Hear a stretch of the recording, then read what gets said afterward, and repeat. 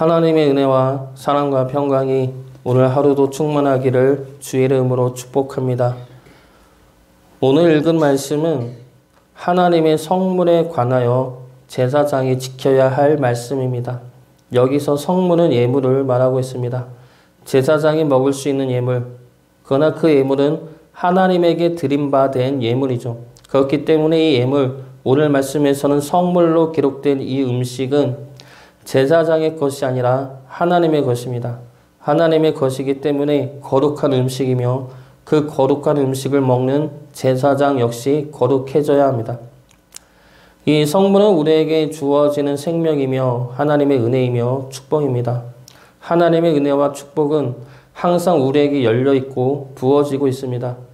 문제는 그 은혜와 축복을 받는 우리는 거룩한 상태에 있느냐라는 겁니다. 완전히 거룩할 수는 없습니다. 그러나 거룩할 수 없다고 해서 거룩하려 하지도 않는다는 것도 잘못된 모습입니다. 오늘 말씀에서 하나님은 거룩한 음식을 먹는 제사장 역시 거룩하지 않으면 거룩한 음식을 먹을 수 없다 말씀하십니다. 거룩한 음식을 먹기 위해서는 제사장 역시 거룩해져야 한다는 것이죠.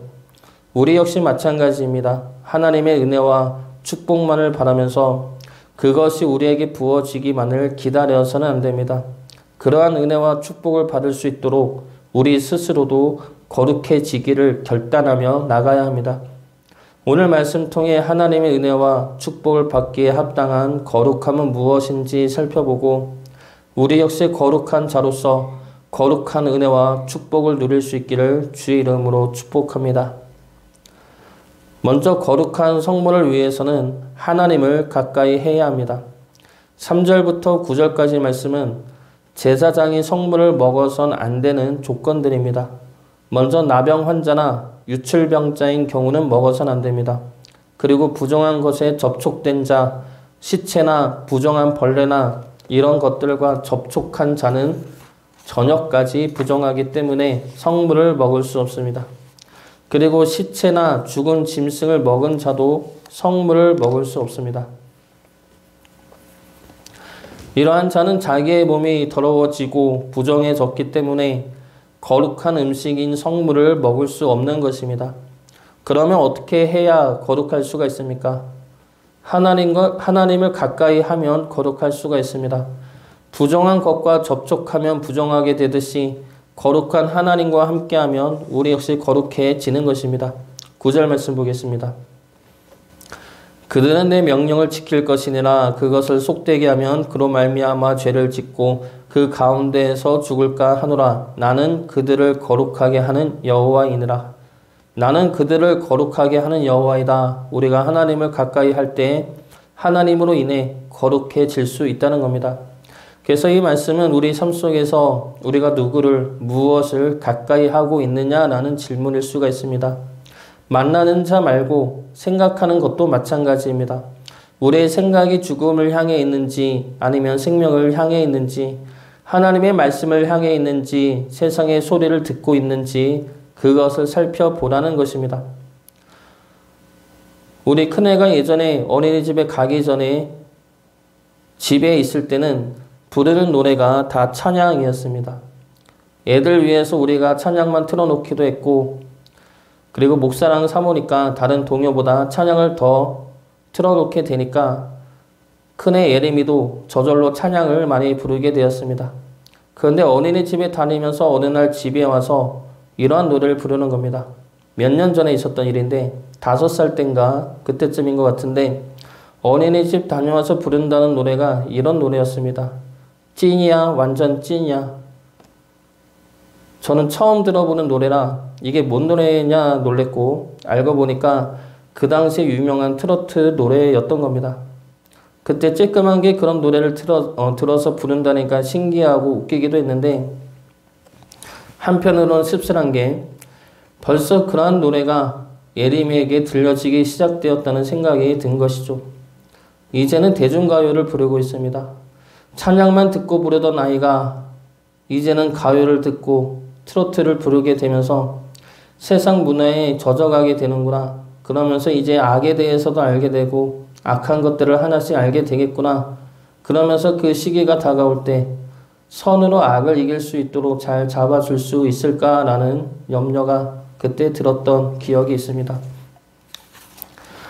예레미뿐만이 아니라 우리 모두도 마찬가지이죠. 우리는 세상 속에서 악하고 부정한 것을 얼마나 많이 접촉하며 살고 있습니까? 악한 마음을 얼마나 많이 하며 품으며 그리고 겪으며 살고 있습니까? 우리의 몸과 마음이 악하고 부정하면서 우리는 또 염치 없이 하나님의 은혜와 축복만을 바라고 있지는 않습니까? 하나님의 은혜와 축복은 늘 우리에게 열려 있고 부어지고 있습니다. 그 은혜와 축복은 우리가 거룩해서 주는 것이 아니라 거룩한 주의 백성으로 삼아 주셨고 거룩한 주의 백성으로 만들기 위해 주고 계시는 겁니다. 그러므로 우리는 하나님의 은혜와 축복만을 바라며 기다리는 자가 아니라 하나님의 은혜와 축복을 받기에 합당한 거룩한 백성됨을 지켜야 할 것입니다.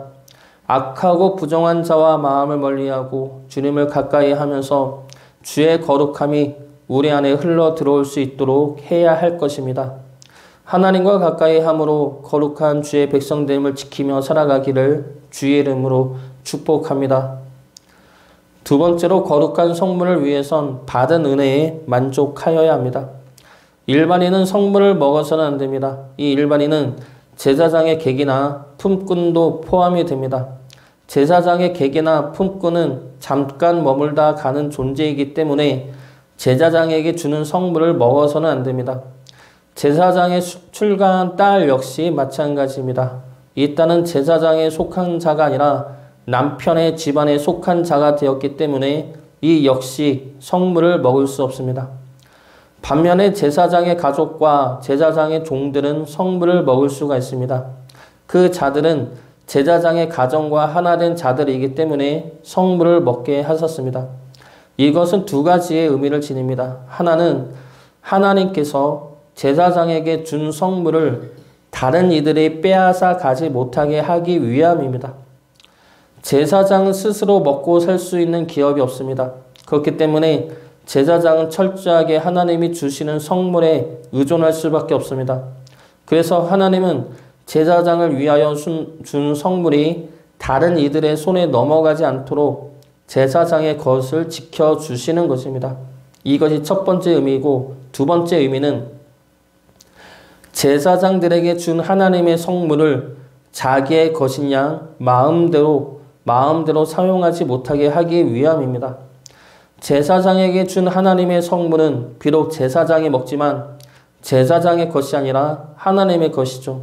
그런데 그것을 내 것인 양, 내 손님들이나 내 사람들에게 함부로 나누어 주지 말라는 것입니다. 이러한 모습은 지금으로 단순하게 비춰보면 목회자나 장로들이 교회 돈을 교회를 위해 사용하지 않고 자신과 자신의 가족과 자신의 사람들에게 사용하는 경우라 할 수가 있습니다. 이러한 모습들이 나타나는 이유가 무엇입니까? 자신이 받은 은혜에 만족하지 않고 더 많은 욕심과 더 많은 욕망을 품고 있기 때문이죠. 더 많은 것을 누리고 싶어 하기 때문입니다. 하나님은 우리에게 필요한 만큼의 은혜를 주십니다. 그 은혜에 만족하여야 할 것입니다. 필요한 것 이상의 넉넉한 은혜를 바라는 것은 우리의 욕심일 뿐이죠. 우리의 욕심에 하나님이 응답할 필요는 없습니다. 하나님은 우리를 세심하게 살피시며 우리를 책임져 주시는 분입니다. 그분의 필요에 따라 우리를 채워주시고 입혀주시고 먹여주십니다. 우리에게 주어지는 하나님의 은혜에 만족하며 감사할 수 있기를 주의 이름으로 축복합니다.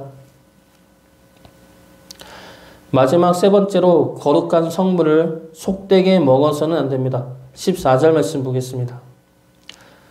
만일 누가 부재 중에 성물을 먹으면 그 성물에 그것의 5분의 1을 더하여 제사장에게 줄지니라.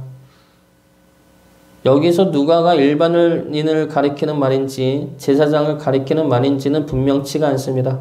그러나 일반인이든 제사장이든 성물을 부재 중에 잘못 먹으면 5분의 1을 더하여 속건제를 드려야 할 것입니다. 이러한 말씀은 성물을 함부로 여기지 않게 하기 위해서입니다. 15절 말씀 보겠습니다. 이스라엘 자손이 여호와께 드리는 성물을 그들은 속되게 하지 말지니 속되게 하지 말라. 이것은 성물을 쉽게 생각해서 함부로 먹지 말라는 말씀입니다. 이것은 지금의 헌금으로 비춰보면 성물이 하나님 앞에 얼마나 귀한 성물인지를 알 수가 있습니다. 교인들이 헌금을 내고 그 헌금들이 모여서 교회 재정을 위해 사용이 되죠. 그 중에 목회자 사례비도 나오게 되는데 사례비는 헌금들이 모여서 사례비로 지급이 됩니다. 그 사례비를 받으면 그 사례비의 액수가 눈에 보이지만 실제로는 그 사례비에는 너무나 많은 교인들의 눈물과 헌신과 기도가 담겨 있는 돈이죠. 어떠한 할머니들은 없는 와중에도 1,000원씩 일주일 내내 성경책으로 펴서 헌금을 드립니다. 어떤 이들은 믿지 않는 남편 몰래 헌금을 드리죠. 그 헌금에는 남편의 구박과 걸리면 욕을 먹게 되는 위험까지 감수한 헌금입니다. 우리 어머니도 우리 아버지가 교회 안 다닐 때는 11조를 아버지 몰래 냈습니다. 식당을 하고 있을 때였는데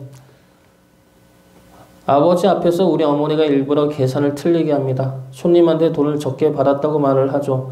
그러면 우리 아버지가 욕을 하고 돈도 제대로 못 받냐면서 뭐라고 합니다. 그런데 사실은 계산을 제대로 한 것입니다.